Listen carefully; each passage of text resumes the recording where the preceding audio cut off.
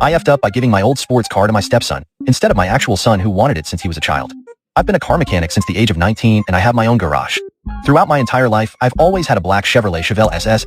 After my first marriage went to shambles, I remarried a few years later. My new wife had a son, making him my stepson. Meanwhile, my son from my first marriage was living with his mom, but I saw him quite often at the shop.